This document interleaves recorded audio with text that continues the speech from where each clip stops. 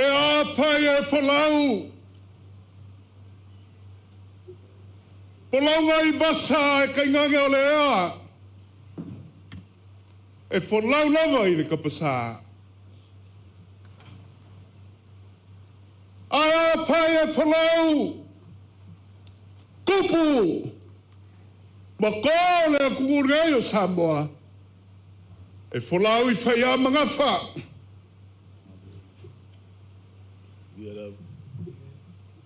Ulonga ia le pai o le moko Samoa. Leo wa kapu mai kasi ai. A wale whainga malo. Whakai ai maunga ao. A wale whio mai. O lao whionga ai le kaikai o le malo Samoa. Lawa whionga lani palemia. Lawa whionga le so. I le laule o le malikoa. Leo wa tea pola kai vao Smith. So lau songa le sui palemia. Longa ia le whio mai. O lau whionga I le whangaf kalai. E whapewhai. Le sua lau sunga I le sui whangaf kalai. Le awhi whio. Awa.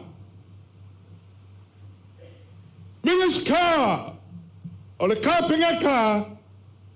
O e lo kai le makali awa le mungu o Samoa mong kangaka. Ai whapewhai pa I maurunga wa mingus ka lango lango.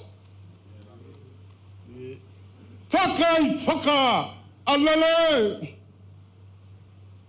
Le paia wa. Le fio. O le ao le malo kuka kasi Samoa. Afi fio. Le paia sui o fogo sui kofia. Kaingana le fio lo fogo le fam singo sili. Aya. Ali ma kamai kai fam singo ma lo fiso fam singo wa. Waya wa inga kama foi mo la kawaina. Ainga kupu. Ainga ainga la ka faifa. Ai kainga ngelo sunga pula makumu ai kwa malakawa. Ainga le kai ma le va fonki. Ai le ngalo. Le kapuai ngā ausoi se. Awa. Le lau niu ngā sae lua. Pawha mai kulangi kua malakaua. E whapea whoi ko le mungo kele. Ulanga ia. Awa na suo kai kai o e kai le sia kia tiango. Elo go mangu wa Samoa mong kangaka. Ale fama e papa. Ole maloku ko kas. Loga ya. Le afifio le Vaega Faaupufai. Ale fatua tua I le atua Samoa watas. Ole fiamai. Suako le sunga le toina. Awa whai. Awa sasui ala inga salabi. Awara ka praina le kumalo. Lele. O suaku. Le faipule filifilia. O le kumalo sa whakalua. Le sunga I le tuia. O le sunga I le tuia tua. Wa le ala le kuia kua. O le kama le whale maka awha. Fale fale ulunga kangifa. Leo la leo lo fa fale le malu. Awa ko ka mau sa kasi malay. Fai kau yai sa mo wa. Na inga sa tun mafono. Ko ka mau mo ka kuwa sile po mo kuwa. Leo wa fiaku. Na inga sa tun mafono. A fiaku fale fale ulunga kangifa. Papa foi. Le faulologa ma le fasuanga. Le paunga kausela la kaua. Le leo sama li mai kaulogi mai kanga ma le ngola la kaua. Ai kai ngangele ngofokule ya Safata. O paia. Au ki kele ma asa ka karga. O le kai amaraso. Ai le sopo lava. Se kala la kaua. O le fisile a le faisala mo. Oi ga saugia le so. Ka fiolo wa le langi le lagali a kama whinga. E peo nga mamoli le whaba mo le so. E ala i le sunga le tuina. A le kali o le so. Se ngoa le kua i lo koso i fua mo le ola. Whawhe kai ina tua. I langa pula e whaso i fua. Kai kai o le malo. I ngange. Loko fi kai kuga. A wale a kenga ingo sa mo monga. Ia ngoga la. Le whawhe kai o wai le lila le langu le la fole tua. Ia ngā whainga ruenga paia. Weolo kalafauko. Kuli mango e fio samboa. La ko ke ngongo mangu. Te waka mangaku foi lea. O le launga wha la kaua. I leo se launga umi. O le launga e so sangi po ka la manaso.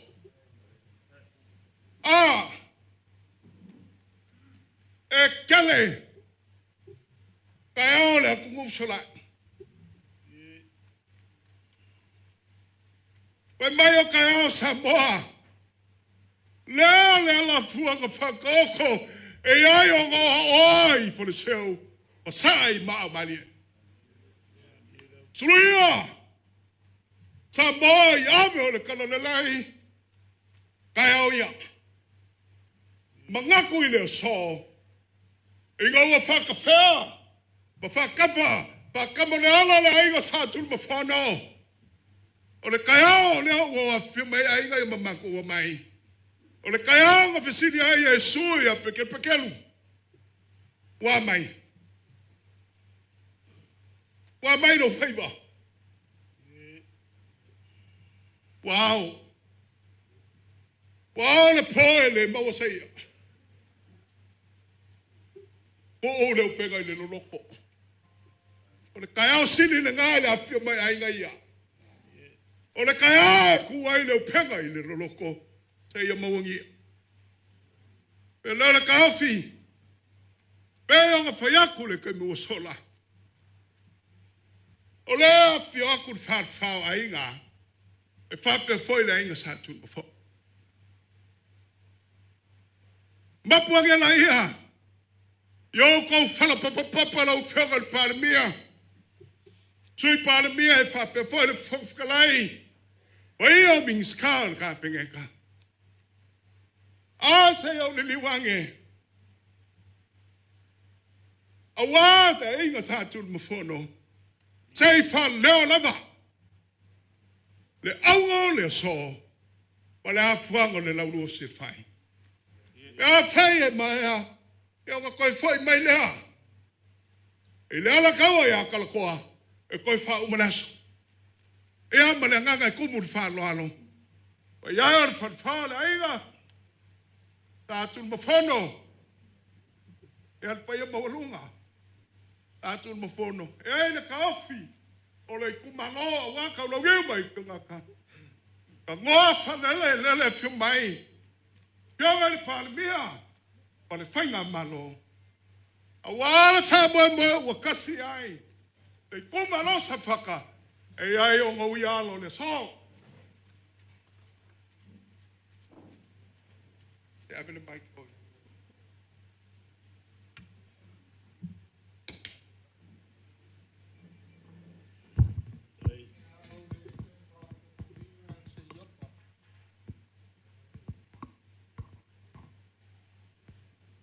Wa o lea ua malele dei mat. Paepae whawhine tō anga e as tō ia ma tō mat.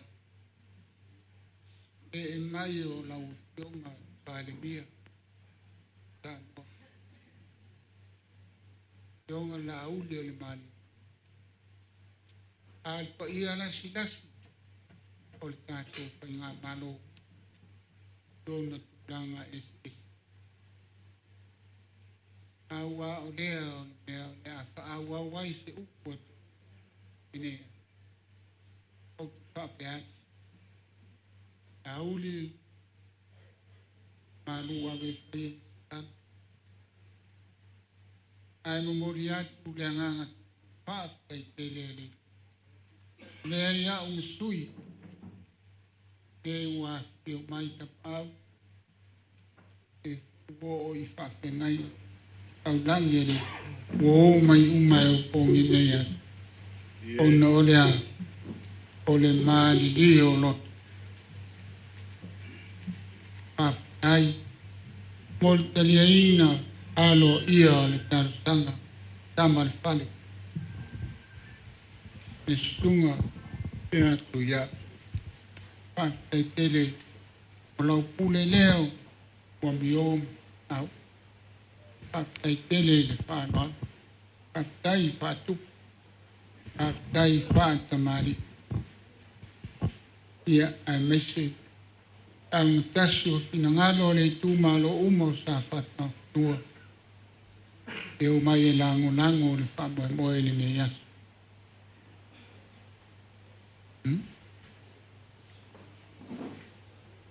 ia e nei ua afi o mai le itumalo e modi mai o mato faipule e nei yasu watu ao lauli le male toa malu tato pati ia se aunga e maua se fautuanga ni lei a wasa moa maleanga i lumo lana whainga maro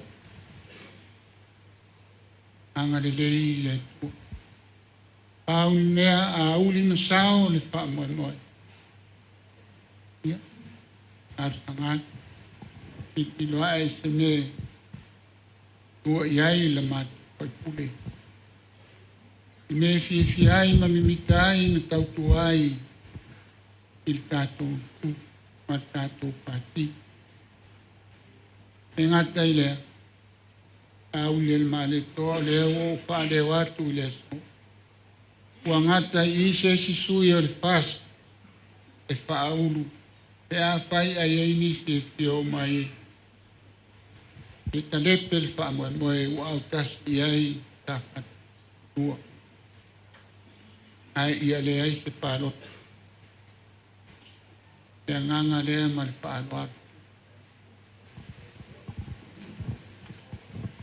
e pai ai o le mato pati wa languina au fatas o le ai ese deo os pinangar o to mamana ai tai nga le malo al terminei au le male to ai fa pu la kan a faia sa o le upulea o Safata o le si tu malo si le o le ai nga sa mari e toa e se ala fa umi ai ta upune ya te tadi na ai nga benga awale tau toina na malo melea e na anuat ai ne e moliatu tunga ya tamal fale what the night malo falo Allah Faipule lauli le malitoa leo le ase fa mbau maku mako ka ofi foi su ya fainga ku mau fa vai ia whawhikai whikalai sa kung mawhongo kukoa malo malele ia ki oe whakumkumungo la ingi sa kung mawhongo o le paia la valea awa kapa au kausile paia la inga malosi sa mwhaingai le vea o le kakoi kumalo yong kulanga whalupe O mai fo yo nga fo le fala wa le wa malele le sunga el kai o sanginga. Ako avel fa sangi mal fa polo ile kua ile so. Ia sanga faku ma faku langa le kai au ngei male aso mal fa moe. O le wa kau kingo le solo o wa le aso mal kako fsir fa inga. Io le kumalo ma ko le ko ya sa inga le o ngasami wo mangasa. Faaupufai fo ia kako upu wa le wa uko fo le fala le ko si se makala langa. Ai pangalea ele ma ile mako ngofo aku ro ko wa fi mai. Ole a fi aku le pai o ikumalo lima su kasio Samoa. Oe nga sainga le nga suor kaya o wal fa mo Samoa fukia wa sola ma so wal. Wal firinga le malo. Ai mangako ngai kaya le wa kako fisir fa ilu mongo. Ai le kua ngu kako fisir fa fo ilu mafale. Mangafe kau soi fu e sula le kua. O nga wa kau lau le fa moe. O le fa kwa sirafai se nga ula ka au maleas. Ile fio mai ma kala au mai le pai o ka ko kumalo yo nga kulanga wa kele. Mai yo nga au se yo ngai pai ala valea. Sa ma fai ngai le vea. Yo mai ka pa au mainga Faleo'o ko finga. Ai ngangi le go fokula ya Safata ilo yo nga kulanga ya Samoa. Awalunga ngawa fio mai ka mar nga luenga. Leo mako ngofo aku. Ia sei fa kingo le so wa fa moe nga kako ku kalai. Markal ngoanga. Na fio mai ai lau ko sui faipule. Fio nga yaku ya kamar fale. Lo kako ku malo. Sa firi kanganga furi fala au mamafa. Ele fa ko kua ile kua sa mo kasir kar sanga ile fionga kamar fade. Aisea ele fa ngofie fa unga fa pengei kaeo maso fa pengei. Langa lewa se sa fo lau sa mo. Kaluang fa nga fifiringa ifukia wa sola maso wat. Aisa mako maui maya pe mako makai ku yang al kai. Kulango lo ifo yai fa nga malo. Ia makulanga o lo fa solo ai fainga malo o le wa valu masinga. Kalunga kawa va mea fainga malo Samoa. E kai o le so o le wa mako fa longo kulanga lo ia. Ele masi mai markala mai a o kako ku malo sa faka ngumerelua. Malele foi la wa fionga fa lulungo la inga sa ku mofongo. Ele fou la kako. Aisha waleva nga kako mirikingo. Waleva fo in kako fai kala o loloma fai nga firinga Samoa. Po fe kua iai te fa moe. Pekai.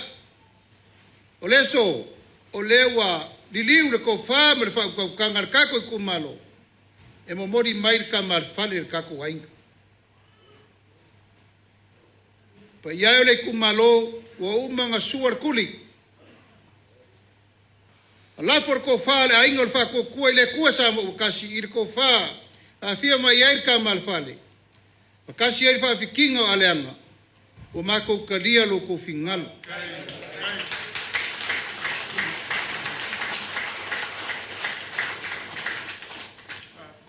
wa ba ku sa ku mfongo aisa o la ko fa le fa kingo le so ma ko ki ka ofi fo ole ko fa ako ko ale al kamol fale inga ia awange ko ia faiva makenga awa fo nge ko ke pai ku nge ko riu ku pu masima sesi ia ma awa fo nge ka ko yo e asale o ngasambi ole masar salo por ko fai mefa kilo kaya fo nge malasa sa ingor fa moe kasi lava ia manguia le kako ku malo sa fakalua ia o fa pele o sa mako kala e re ko fa umia o le fa kalai ka pa au mainga Kako fusi le fau o malo. O lo mako kari kongunga. O re ko fafo i leo le fionga i akupa.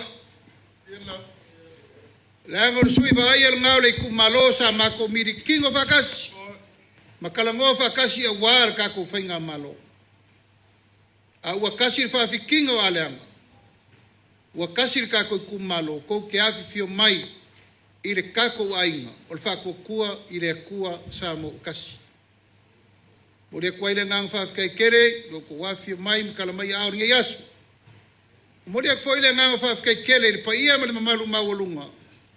O le kako i kumalo lo ka apere na lolangi a koa. Wa lo la ko nga ele o mapur ka longolongo kar sanga mai elo fangia inga ia kau lau or ka ko fa mo le so ka ko avela ia yoka o aku lango ka ingo le so mo fa mo ia alo angela ia langa le ukasi lau ko fa o la ko sa iri ku langa o fa mo o le malo pe afa pe o ska ko fa nga palok sa ku mo fongo nga ngar ko fa o ko e fai le fai unga po fe lava yanga iai kulango la iai ka ko fa mo ai kalo sia ia ya afa kasi le finga ngalo le kumalo afa ia lu iai se ka ko fa nga firfiringa e re ko iai se si sui o Vaega Faaupufai o leo firikanga nga kai pei foi o le tamo mo nga umak ngeia vai mo ngakolu o le ala fua fo ile kasi wa mako kakau iai inga ia ku malor ka ku fa mo ai kalo sia ia lawo lo ku fa mo ia wa ile lava se si fire kong o ko lava fire ko fa mal fa ko kama ele ia iska ko palok ia ma fa ia fo iska ko palok ia alo fa mai ele ku porque querer nge yas la fo mai la ia lo ko fa ko kwanga kau i mangu ile so wale fio mai o kamar fale ia a kongo sa ngai se ko papa kiso le ia ku ia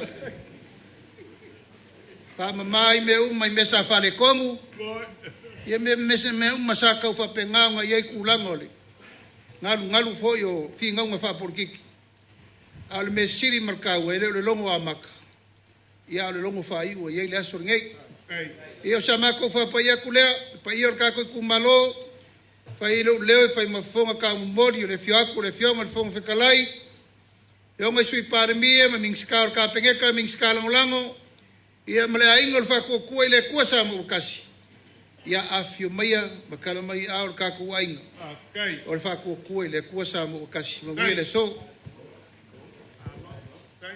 o fa malo malele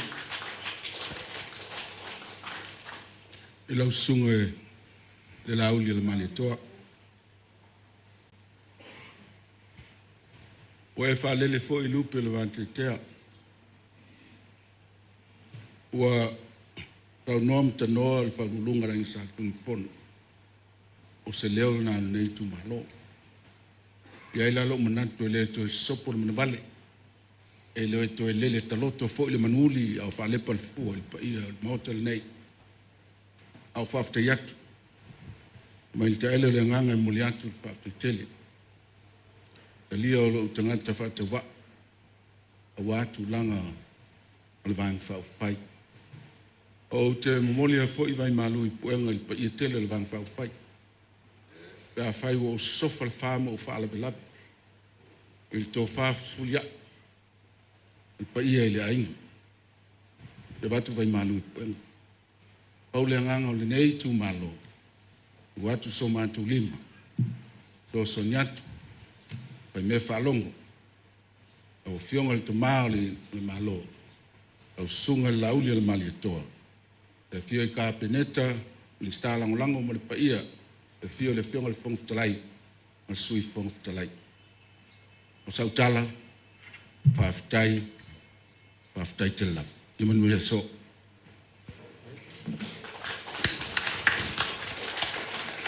Olai, o leo a kingi kausa uago naso, i fo le kaufi, a olo i ma felelei manguao, ia whakakafa lo popo, o le kuri makai lea inga ia, I le kofa le kai o le maloa e kai ngange foi o se kofa. A wāra ka kou ainga whakua I le atua sa mo wakasi. A leo wa ko le Faleo'o kai. E le ai se kala koe koe whaia ngā o mako whape aku. Se ua logo ai kingo logo I loko. Le sao noanga malele le kangofa lele. Lau fionga le lauli le mariko. O le kuia leo ua ofo mai. O le au kasinga leo le kofa.